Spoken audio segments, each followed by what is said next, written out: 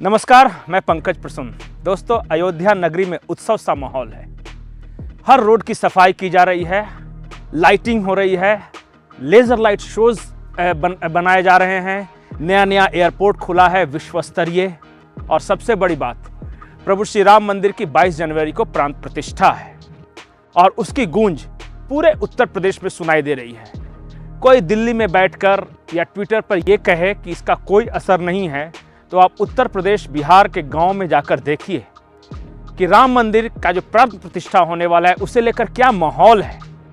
और अगर आज आप इसे जज नहीं कर सके तो फिर बाद में आप ये मत कहिए कि अंडर करंट था, हम समझ नहीं सके। हमारा विषय कुछ अलग है। आज की एक ओर पूरा देश उत्सव की तैयारियां कर रहा है। प्रधानमंत्री 22 जनवरी को दीपावली मनाने की बात कह रहे हैं, हर घर राम नाम का दिया जलाने की बात कर रहे हैं। वहीं दूसरी ओर कुछ लोग और हैं। वो दूसरे प्रकार के लोग कौन हैं, वे क्या कर रहे हैं, उन सब के बारे में हम आपको बताएंगे। लेकिन उससे पहले आप हमारे चैनल को सब्सक्राइब कर लें, इस वीडियो को लाइक कर लें। दोस्तों, ये तो सबको पता है कि राम के प्रति इस देश में श्रद्धा है, लेकिन कुछ लोग फायदा उठाना चाह रहे हैं। ये मैं आपको इसलिए बता रहा हूं कि आपको सावधान करना चाहता हूं कि कुछ लोग अयोध्या राम जन्मभूमि तीर्थ ट्रस्ट के नाम से एक QR कोड भेज रहे हैं, जो आपसे चंदा मांगेंगे, कहेंगे कि स्कैन करके दे दीजिए। विश्व हिंदू परिषद का कहना है कि ये फेक है, किसी प्रकार का चंदा न दे अयोध्या राम जन्मभूमि के नाम पे। ये मना किया गया है। कोई घर घर आए वो भी मना है, कोई आपसे QR कोड पे पैसे मांगे वो मना है। वो लोग ठग लोग हैं। जो मैं आपके टीवी स्क्रीन पे दिखा रहा हूं, मोबाइल स्क्रीन पे दिखा रहा हूं, इस तरह के मैसेजेस आएंगे और इसलिए विनोद बंसल जो हैं विश्व हिंदू परिषद के, उन्होंने कहा है कि इस तरह ठगों के चक्कर में ना आए। ये तो था हमारा काम आपको सावधान करने का। लेकिन हमारा आज का विषय है प्रभु श्री राम के रुदाली। जब जब कोई बड़ा महायज्ञ होता है, आपने सुना होगा कि जब रामायण काल में भी ऋषि मुनि कोई यज्ञ करते थे तो कभी राक्षस आके उसमें मरे हुए जानवर फेंक देते थे, कभी हड्डी का टुकड़ा फेंक देते थे, कभी जल गिरा देते थे यज्ञ की जो अग्नि होती है उसमें। तो जब इतना बड़ा महायज्ञ हो रहा है तो फिर शैतानी शक्तियां क्यों ना है। अब कुछ लोग रो रहे हैं, अलग अलग विषय है उनके रोने का। कोई कह रहा है कि मंदिर पे पूरा देश देखिए जा रहा है और ऐसे में मूल मुद्दे की बात कौन करेगा, बेरोजगारी की बात कौन करेगा, हॉस्पिटल की बात कौन करेगा, मेडिकल कॉलेज की बात कौन करेगा, आदि आदि। तो उनकी जानकारी के लिए बता दूं कि प्रभु श्री राम मंदिर की प्राण प्रतिष्ठा से पहले मोदी सरकार ने अपने कार्यकाल में 537 मेडिकल कॉलेजेस भी बनवाए हैं, हॉस्पिटल भी खोले हैं। तो हॉस्पिटल भी खोलेगा, स्कूल भी खुलेगा, शैक्षणिक संस्थान भी खुलेंगे और मंदिर और तीर्थ क्षेत्रों का पुनरुद्धार भी होगा। अयोध्या आप देख रहे हैं राम मंदिर, काशी कॉरिडोर देख रहे हैं, महाकाल कॉरिडोर। इसके साथ ही तमाम तीर्थ क्षेत्रों का विकास भी किया जा रहा है। और तीर्थ क्षेत्रों के विकास से मैंने एक पहले वीडियो में बताया था कि पर्यटन बढ़ रहा है, कमाई बढ़ रही है, भारत की अर्थव्यवस्था के एक पहिए ये तीर्थ क्षेत्र भी साबित होने जा रहे हैं। लेकिन आदत है, कुछ लोग रो रहे हैं। सबसे पहले आपको सुनाते हैं अखिलेश यादव, समाजवादी पार्टी के, वो क्या कुछ कह रहे हैं, पहले सुनिए। प्रधानमंत्री जी कह रहे हैं ये यात्रा वो यात्रा, लेकिन ये नहीं बताया गया ये सब यात्राएं महंगी होने जा रही हैं।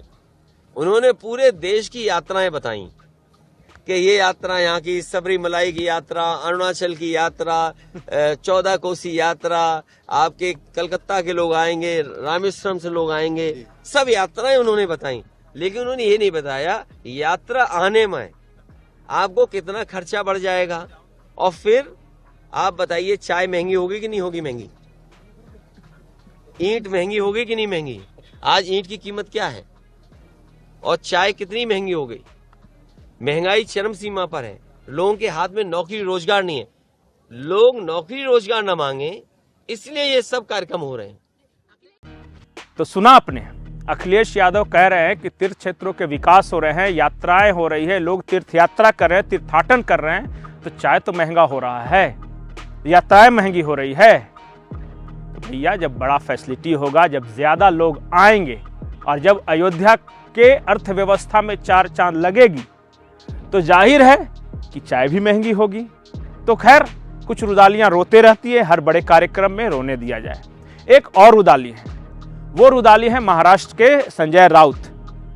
उनका कहना है कि जिस तरह से इस अयोध्या में राम जन्मभूमि मंदिर जो बन रहा है, उसकी जो प्राण प्रतिष्ठा का कार्यक्रम है, उसका इतना प्रचार किया जा रहा है कि लग रहा है मानो मोदी सरकार अयोध्या से ही चलेगी। मान लिया अगर अयोध्या से, जैसा कि संजय राउत बता रहे हैं, 1 महीने मोदी सरकार चल भी गई तो मुझे नहीं लगता इस देश के लोगों को कोई आपत्ति होगी।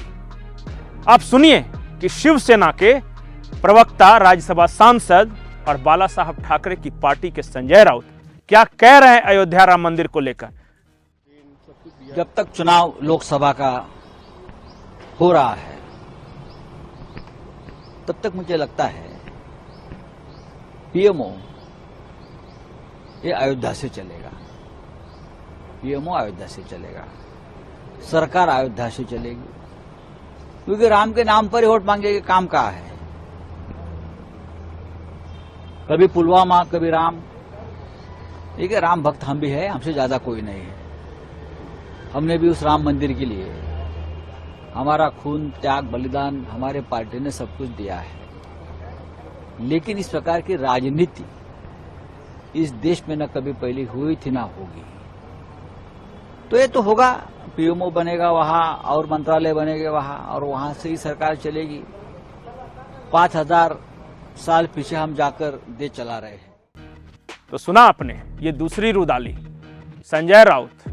अब एक और रुदाली है, इनका नाम कम सुना होगा आपने, जो झारखंड के लोग हैं या कभी कभी नेशनल मीडिया में भी ये आते जाते रहते हैं, कभी जय श्री राम नारा लगाने से मना करने को लेकर तो कभी किसी और बात को लेकर। इनका नाम है इरफान अंसारी और ये झारखंड के जामताड़ा से कांग्रेस के विधायक हैं। इनके पिता फुरकान अंसारी सांसद रह चुके हैं। अब जब पूरे देश में उत्सव मनाया जा रहा है तो इनका कहना है कि सोनिया गांधी सरस्वती की अवतार हैं, सोनिया गांधी मां दुर्गा की अवतार हैं और राहुल गांधी तो क्या कुछ है। पहले सुन लीजिए इरफान अंसारी का, वो रुदाली नंबर 3 है।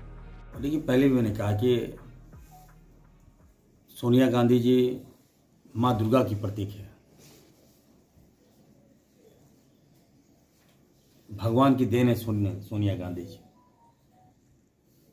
ढोलू महतो अपना मुखिया त्याग नहीं सकता है, सोनिया गांधी प्रधानमंत्री त्याग दी, कुर्सी को लात मार दी सोनिया गांधी जी। क्या बात करेंगे भाजपा के लोग। त्याग की मूर्ति है सोनिया गांधी, मां दुर्गा, मां सरस्वती की तरह हम लोग पूछते हैं, लोग पूछता है सोनिया गांधी जी को, भाजपा के नेता भी पूछता है सोनिया गांधी जी को। अरे क्या बोलेगा ये लोग, इतना बड़ा कद का नहीं है। और राहुल गांधी जी, हमारे राहुल गांधी जी 2024 में महागठबंधन के भावी प्रधानमंत्री होंगे, ये लिख लीजिए। अगर नहीं हुए तो समझ लीजिएगा कि देश हमारा बर्बादी के कगार पर चला गया। यहाँ महंगाई कोई मुद्दा नहीं, यहाँ जात पात मुद्दा रह जाएगा। मान के चलिए, मैं ढुल्लू जी को कहना चाहता हूं, आइए कांग्रेस में आप, अगर आप सही झारखंडी हैं, अगर आप में, आपके खून में अगर झारखंडी है, अगर आप स्थानीय हैं तो आइए कांग्रेस में। इन बाहरी भाजपा ही बाहरी है, ये खोखला कर दिया, रघुवर दास ने खोखला कर दिया, झारखंड को लूट लिया। छत्तीसगढ़ के बच्चे को यहां बहाली, अंबार बहाली, कोई बोलने वाला नहीं है। इतना आलिशान सारे भाजपाइयों के घर में चले जाइए, हमारा आदिवासी, हमारा दलित, हमारा अल्पसंख्यक बर्तन मांजता है, झाड़ू देता है भाजपाइयों के घर में। क्या इसी के लिए झारखंड लिए हम लोग? क्या बाहर से आके घर बनाकर यहां हमारे बच्चों को आग दिखाइएगा? गरीब का उपज है इरफान अंसारी, मैं बोलना चाहता हूं। तो इस तरह के सैकड़ों रुदालियां हैं जो आपको सोशल मीडिया पर रोते दिखेंगी और 22 तारीख तक इनका क्रंदन और तेज होने वाला है। अलग अलग बहाने से रोएंगी। कोई कहेगा कि संविधान से न चलकर ये सरकार देखिए मंदिर मस्जिद में उलझी है, कोई कहेगा बेरोजगारी इस देश में है, कोई कहेगा पेट्रोल महंगा हो रहा है फिर भी मंदिर बन रहा है, कोई कहेगा टमाटर सस्ता नहीं हो रहा है, कोई कहेगा कि देखिए मूल मुद्दों से ध्यान भटकाने के लिए मंदिर की बात उठा ली जा रही है। बहुत तरह की रुदालियां हैं इस देश में, बहुत सारे क्रंदन हैं। उन क्रंदनों को इग्नोर करें। आप प्रभु श्री राम की आरती के लिए तैयार रहें। अयोध्या का जो माहौल और जो मौका हमें मिला है वो सदियों में एक बार मिलता है।